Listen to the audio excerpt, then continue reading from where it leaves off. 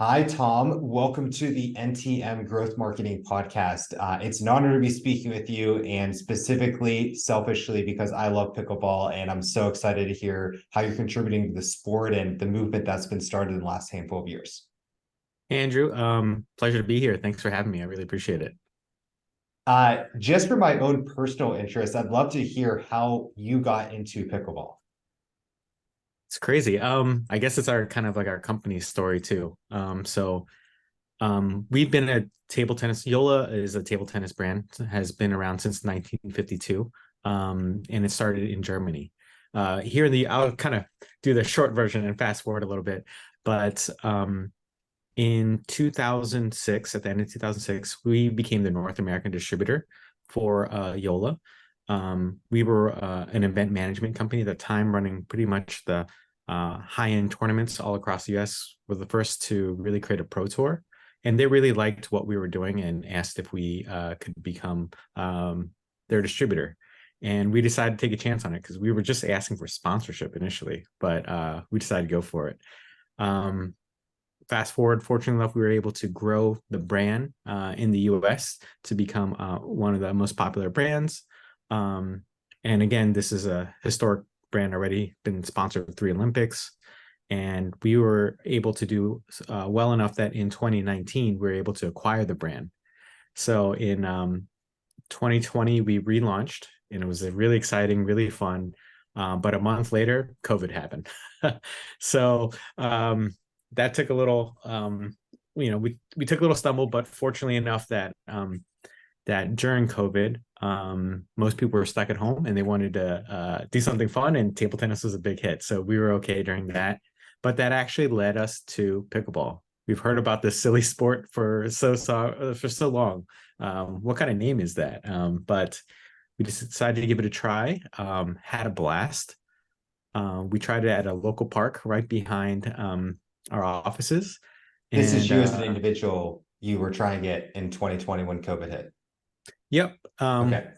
It was the summer of 2021. We finally decided to give it a try and tried it at the parks, the courts right behind our offices at the local park, and had a blast. Table tennis skills are translating. And then on the very first day, we noticed 2 guys right next to us who were really good.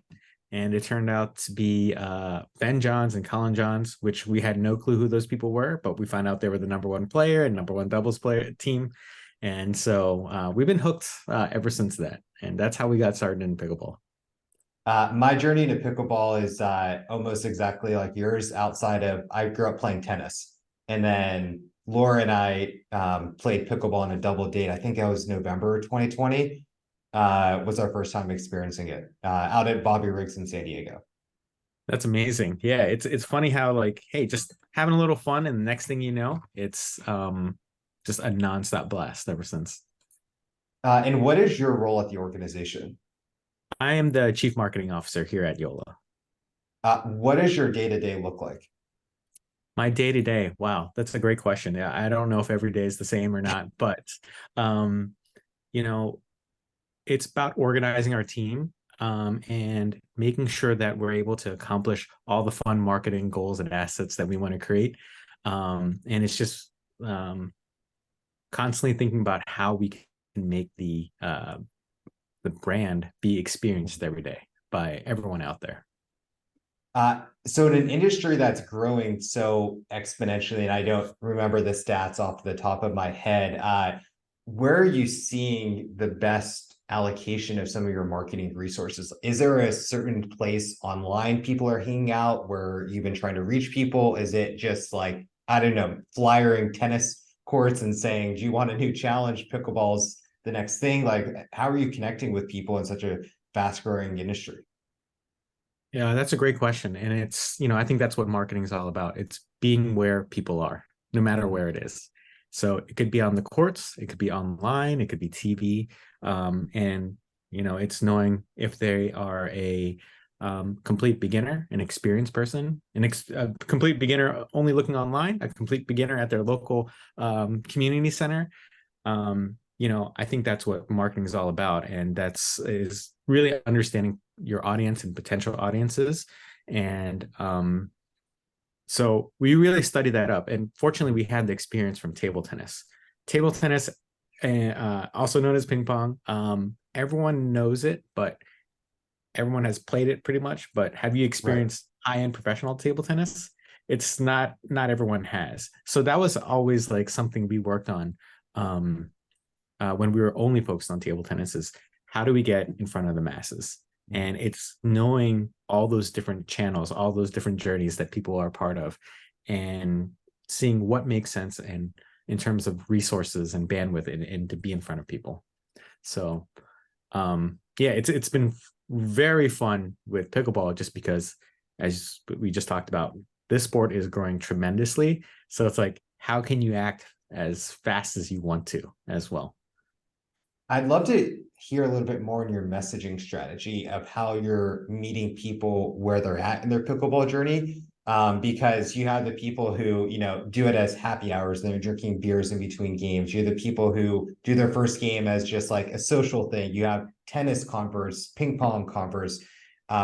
What is your thought process as an organization of how you communicate to people to meet them where they're at psychologically? I think it also we have to talk about like our core values, and I think Sure. it's the love of each sport, table tennis and pickleball. They're actually so similar. Um, our core values is innovation, inclusion, and inspiration. Mhm. And inclusion is a huge part of why we love pickleball and table tennis. We feel like everyone can play. I've I've lost to some seen, grandmas. yeah, exactly. And on the ping pong table, I've seen like an 8-year-old girl totally beat up a 30-year-old super buff guy athletic, right? To 80-year-old grandpa beating up a 30-year-old athletic guy as well. And people in wheelchairs and stuff like that. And I think it's the same thing with pickleball. Um, and everyone and anyone can play, and that's so exciting for us. Um, and so by knowing that, we've always developed our messaging to be very family oriented. That's what we are. We're Team Yola, but like when you're a part of, I should say, when you experience our brand, and maybe that's a pure experience or bought a product or whatever, we want to let you know that, hey, you've joined the family basically. And so that's kind of always our messaging.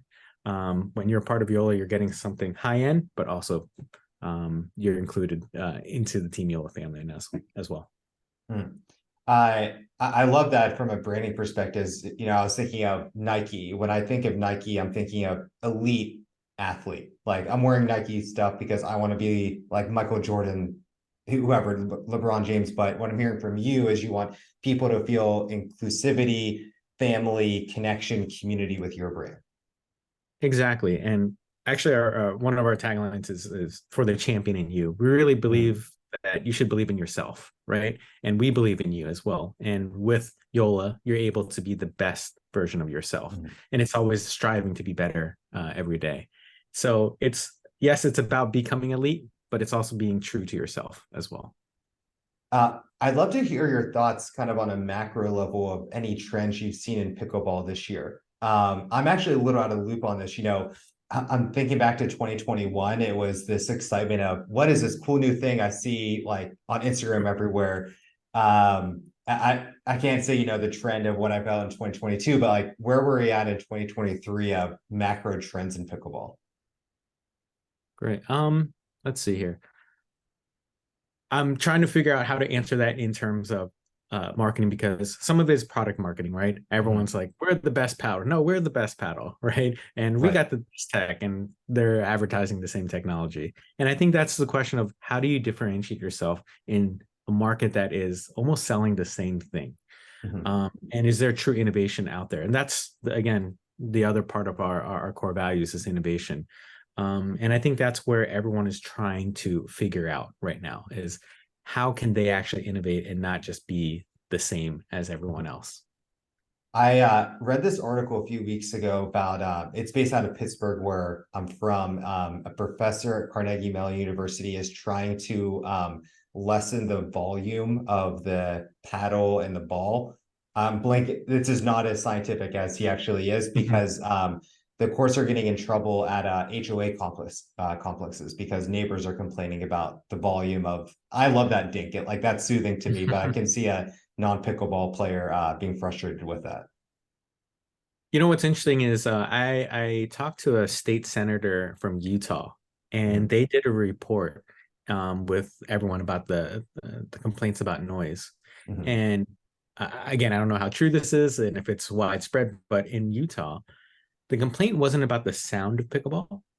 It was the sound of people playing pickleball because people were having so much fun and getting excited, yelling, and all that other stuff. So that was actually the most annoying thing, I guess, for people. Which People I being thought was, happy.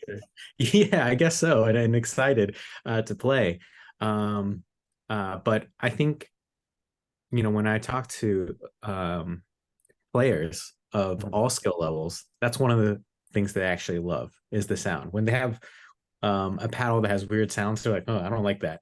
Even though it might play better, might play not as good, whatever it may be, the sound is very distinctive. I love the sound. Like I said, I could fall asleep with that. I think it just needs to become more normal. They're like more people playing it, people understanding and go, oh, that's just people playing pickleball. It's going to be background noise at some point for people. Maybe it's just the annoyance factor of, vegans, CrossFit, any of these societal claims that like everyone is doing and people are just going against that. Could be. I think there's a lot of, I would say it's really interesting. There's a lot of tennis purists out there who are very against pickleball and things like that, which I find interesting because they enjoy table tennis.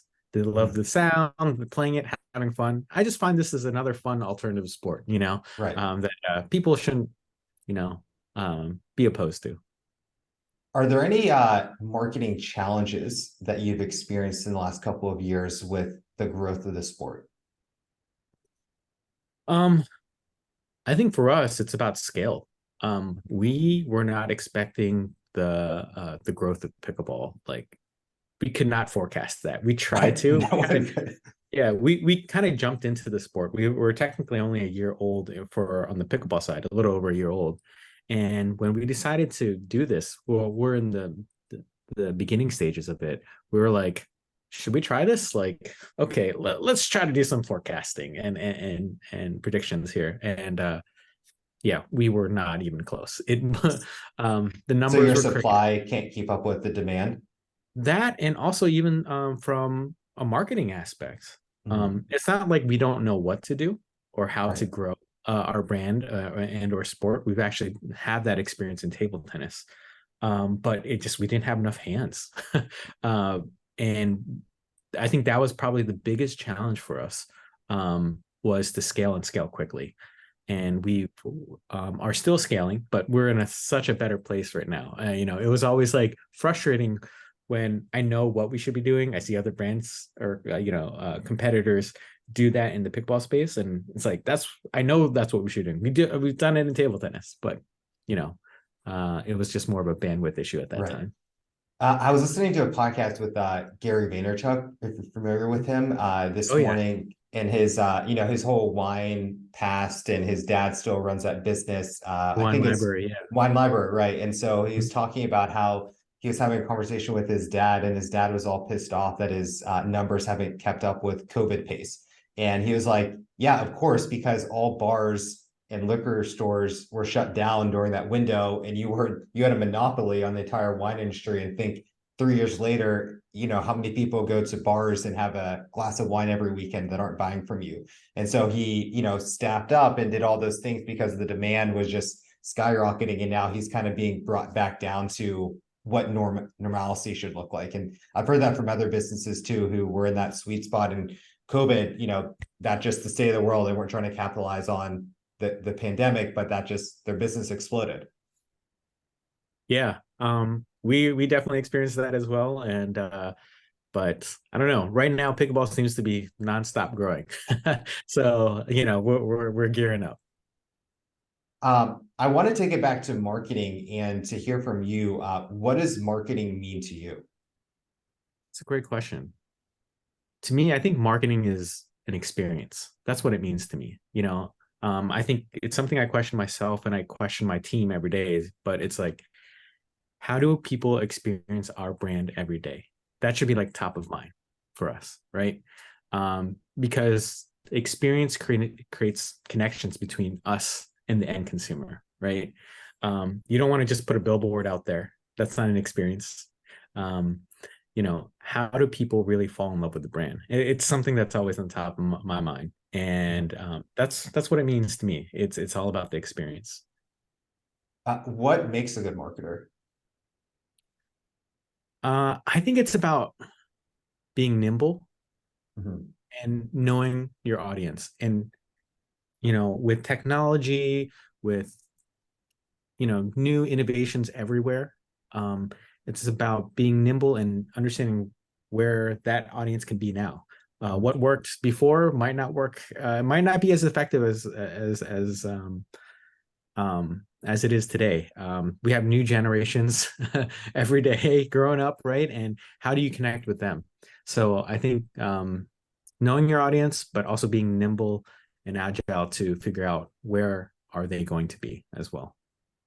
Is there an area of marketing that you see yourself as an individual gravitating towards the most, whether because you're just most fascinated by it, you're just best at that area? What do you gravitate towards in marketing? I think I'm a little bit more on the creative side. Mhm. Yes, you can think of like big strategy campaigns and stuff like that, but I really enjoy um, thinking about like, hey, if I was a consumer, this video that I watched, or this ad that I saw, or graphic, or whatever it may be, that's part of that experience side of for me, and I think I gravitate towards that a little bit, especially video. I've always been drawn to video, and that's kind of like has been the biggest thing the past couple of years from YouTube, Instagram, and everything like that to even TikTok nowadays, right? So, yeah, the creative side is what I really enjoy. Are you utilizing a lot of TikTok right now? We do it, but I would say that we're not maximizing there, and that's kind of what that bandwidth and scale Right. that I was talking about. I think we could do it even better, but we do have it. We are on it, but probably not maximizing it to its best capability. What would you say is the digital channel that you've seen the most success with? Is there one that you're most proud of how you've grown from a marketing standpoint? Digital side, I would say social media, specifically Instagram. Mhm. Um, I think the reason why I like Instagram right now the most is because working with our sponsored athletes and partners and the collaboration posts that you can do, there's just more of that inclusiveness that you can do. Um, I think other channels now, other platforms are starting to do that a little bit more, but because they were kind of like the first, or maybe not first, but really to push that collaboration side of things. I think that's where the growth has really come from. What advice would you give for other marketers? And you've hit on it a few times just around bandwidth and it's hard to be anywhere, everywhere, all at the same time. And so recently Threads came out and you're already talking about you have bandwidth issues and you can't maximize TikTok. So how do you pay attention to a trend like Threads emerging while not having shiny object syndrome to the next cool trend of the week in marketing? Yeah, you always have to make that tough decision of how much time and effort do you do. So like TikTok, we know it's an amazing platform, it's huge, and it can connect to a certain audience. I think on the pickleball side, it is the lowest of the platforms, and I would say overall, not just for our own accounts. And I think that's just because where the sport is right now. Um, it is trending younger, but a lot of it is an older demographic. So would you want to go all out on TikTok right now? Maybe not necessarily because the demographic is a little bit older. Right. I think that's why Facebook groups are crazy huge. I think And Facebook pickleball? was yes. I Mhm. think Facebook was kind of slowing down. I think compared to all the other platforms, it was amazing. 10, 15 years ago. It's still, of course, very strong, but I would say that Instagram and other platforms started becoming stronger, but this was a clear example that you can't count out Facebook. All of a sudden, Facebook groups are crazy huge and influential for the sport of pickleball. Again, that goes back to knowing your audience. Um, I think Twitter for pickleball has actually grown quite a bit. People love to Really? see, yeah, there's pros on there, and people want to know what's inside the mind of pro players or influential pickleballers out there. And that's the ability for them to express themselves there without having to post a photo and Right. things like that. So I think threads can also be there too. But going back to your original question is you have to kind of determine how much time and effort and what makes sense at the time, and be ready to shift when need be as well. Mhm. What's a marketing campaign you've launched in the last couple of years that you're proud of? Just launching pickleball. Um, for the people who don't know pickleball out there, Ben Johns is considered the Michael Jordan of pickleball, the greatest of all time. And when we launched, we actually launched with Ben Johns, and it was a complete serendipitous Because of event. that one meetup when you saw him playing? Yeah, after that day, our coworker Mike, he actually said, "Wouldn't it be funny if like we got into pickleball and signed these guys?" And it's like he manifested it. And that's exactly what happened. We got so addicted to the sport, we started prototyping very shortly. Got some local coaches to try out our paddles, and they're like, "Who are you guys? Like, what kind of students provide prototype paddles all of a sudden?" Right? But that coach introduced us to Ben again, Mhm. and he got to try it out. Was blown away. He was actually looking for um, a brand new sponsor already, and he was very close to signing with someone else, but we were kind of like the dark horse. He was amazed by our product innovation. He actually grew up playing table tennis at a facility we sponsored. He loved that we were in his hometown, and he basically said, "Excuse me." He basically said, "If you guys are serious, let's do this." And this is when that forecasting I was talking about, like, can we do this? And we basically had 3 months to do 3 years worth of work Wow. for when we launched, which was the day he would was able to officially announce that he switched brands and is with us. And so why that's so momentous for us is because no one knew who we were. No one was expecting. Everyone was like, "Oh, Ben's probably going to go to this company or that company." And we did a fun April Fool's um, uh, uh, campaign. So we launched on April 1st at midnight. Um, Ben was we the Instagram post that he put in Facebook and so forth was a picture of him looking back at a pickleball paddle that was on a ping pong table. You couldn't see what brand or anything like that. And in his right hand, he was holding a table tennis paddle. And the caption, I believe, was like something like, "Thank you so much for your support over the years. I'm finally putting my paddle down for good, and I'm excited to tell you what's next." So it's kind of a play of he's leaving his old sponsor. um, and everyone was like, "Is this an April Fool's joke?" Like he's switching to ping pong, right? And then right after that, we posted stories of him playing ping pong at the Maryland Table Tennis Center here, and so people were like, "Hey, what is going on? He's kind of really into this, or is this a really hardcore pickleball joke?" And he's an excellent table tennis player. And then the next morning is when we debuted, launched everything, and everyone was still like, "This is amazing, but wait, is this true or not?" Like everyone was still confused, but it made such a big buzz of how we launched and debuted.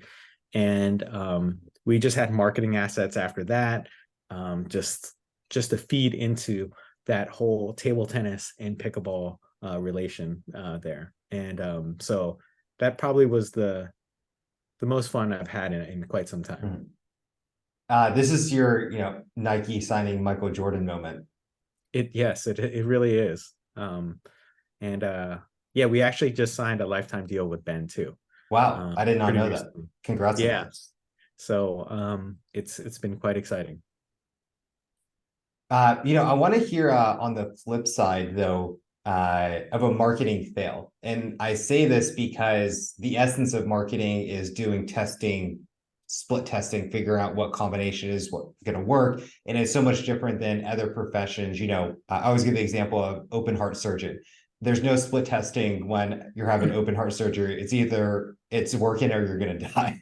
But marketing is a little bit different. So I'd love to hear, what is a marketing fail that didn't work out, and what were some lessons you learned through that experience? I think I have daily fails or weekly fails, whatever you want to say. And it's actually along with creative a lot. Mhm. We have options of what people may like or not like. And we'll constantly test out different graphics, different ads, and so forth. And we really take a look at the engagement, even comments and so forth. And there are times when we were said, oh, this is totally going to work. The audience is going to love this. And we were completely wrong. And vice versa. There were times like, I didn't necessarily agree with what our creative team put it together, but we're all about testing here as well. And we're like, okay, go for it. And prove me wrong. Right. So it's a, you can say fail, but it's learning to me. Right. And I think that's the best thing you can do to really kind of filter down what makes sense for your company and what makes sense for your audience as well. So I know I didn't give one big fail there. I'd have to think about that a little bit more, but I can tell you that we fail constantly in a good way. No, and I think that's the essence of the point when I asked this question, is to just give reassurance to other marketers of failure happens to us every single day, multiple times a day, and it's part of the job, and getting used to that. Yeah, and I would say you got to set yourself up to be able to fail and feel okay about it.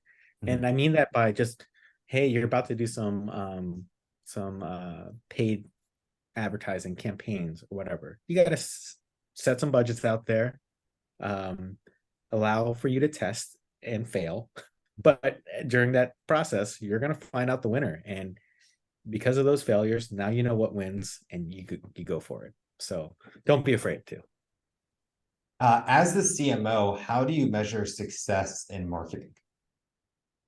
There's the standard of, how are sales doing and our ROI and everything like that. But for me, the biggest thing is engagement. Um, Customer engagements and followings and all that stuff. It's all about going back to what I really push, the inclusiveness, is when you can connect with anybody out there and create a loyal fan, you've won. And the more we can do that, the better, because that's the most important thing for me. Because not only do they, maybe you got a sale from it, maybe you didn't, but they might have probably talked about your brand with someone else. And now, through word of mouth and engagement and everything like that, uh, you've grown tremendously just from that. And it just keeps spreading like wildfire. So I think engagement and creating um, just great fans, loyal customers out there is the most important thing for me. A few last questions. One of them being, how are you thinking about AI at your organization? And if it's not something that's actively being used, do you have any thoughts looking into the future of how it's going to be incorporated into your organization, or just pickleball in general? Goes back to bandwidth, right? I think AI is tremendous, and I think it can increase your bandwidth. I mean, I'm sorry, like make you way more efficient so that you can work even faster and better. So, hey, we don't have time to write all the articles that we want, but if that can jumpstart it, and at least you use chat gpt, whatever it may be, and it can help at least create a base for what you might want to write in an article, that's great. Mhm. Having that as a head start is amazing. I think AI, even in terms of customer service, is very interesting. um, People are very inquisitive and ask questions like, which pickleball paddle should I use? Do we hire a crazy customer service team, or can we utilize AI out there to help answer a lot of questions? So it's just getting stronger and stronger every day. And I think it allows your company to be more efficient so that you can accomplish everything you want to. So my last question today is, I'd love to hear, what is the best purchase you've made personally or professionally for under $100 in the last 6 months, and why? It doesn't need to be a pickleball answer. Yeah, yeah, yeah. Anything personal or professional. This kind of, so I travel quite a bit. And but I'm also a gearhead too, like laptop, my cameras, all that stuff. So I would say my best purchase recently was this Anchor USB-C charger, which is funny, but it's just a very slim, portable USB charger that can charge my laptop. It has multiple ports. It can charge my phone, everything. I gotta pack light whenever I get a chance to, since I have all this gear, and that's probably the thing that I've enjoyed most, which is kind of funny. But yeah, that was, I think, like $45 or something like that. Perfect. Well, lastly, Tom, if you want to give any shout outs to your organization, links, social media channels, so we can follow up with you, can you share those? Yeah, of course. It's simple as at JOOLA Pickleball for pretty much every account there. If you are a pickleball fan and want to check out JOOLA, that's the best account to follow for sure. Perfect. And what's your website URL? It's YOLAUSA.com. That's pretty much our presence here in the US. We do have YOLA.com. It's a corporate page and has our product information. But if you want to purchase anything, YOLAUSA.com. And everyone hearing this might hear YOLA. It's actually spelled JOOLA, USA.com. Because it's from Germany, the J is a Y sound. So now everyone knows. Perfect, Tom. Well, thank you so much for your time today. Thank you, Andrew. Thanks again for having me.